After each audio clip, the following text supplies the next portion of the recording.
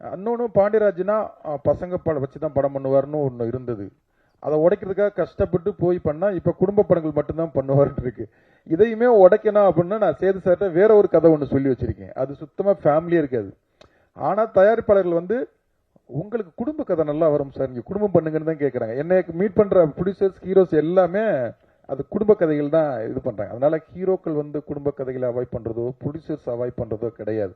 அது எல்லாருக்குமே வந்து இன்னைக்கு தலைவன் தலைவி பயங்கரமாக ஓடிடுச்சு அப்படின்னா எல்லா ஹீரோலுமே இதே மாதிரி ஒன்று. இப்போ கடைக்குட்டி சிங்கம் ஓனதுக்கு அப்புறம் சிவகார்த்திகன் வந்து சார் இந்த கடைக்குட்டி சிங்கம் மாதிரியே ஒரு படம் பண்ணுங்கிறது தான் நம்ம வீட்டு பிள்ளை. இப்போ தலைவன் தலைவி ஓடிடுச்சு அப்படின்னா அடுத்த ஹீரோக்கள் வந்து தலைவன் தலைவி மாதிரி ஒரு படம் பண்ணுங்கன்னு தான் கேட்பாங்க. அதனால வந்து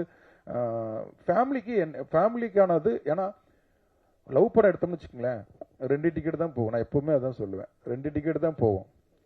ஹாரர் எடுத்தோம்னா ஒரு 4 டிக்கெட் 3 டிக்கெட் போவோம்.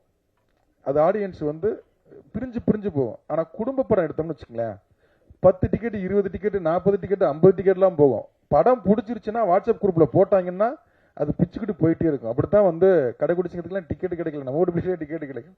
அதே மாதிரி அதுக்குன்னு ஒரு ஆடியன்ஸ் இருக்காங்க. அந்த ஆடியன்ஸ் தான் நம்ம இந்த படத்துக்கான இது. அவங்களை டார்கெட் பண்றது எங்களுடைய இதுவும் கண்டிப்பா இது. அதாக இது ஃபேமிலி படம்னு மட்டும் எதுக்கு ரெக்கார்ட் லவ் ஸ்டோரி போட்டிருக்கோம்னா, இது லவ் பண்றவங்களுக்கு நிறைய கனெக்ட் ஆகும். ஏன்னா ஃபர்ஸ்ட் ஹாப்ல வந்து லவ் எபிசோடு வந்து நிறைய வச்சிருக்கோம். ஆஃப்டர் மேரேஜுக்கு முன்னால பிஃபோர் மேரேஜ் வந்து நிறைய சீன்ஸ் இருக்கு. அதனால எல்லாருக்குமான படம் அது கண்டிப்பா இருக்கும்.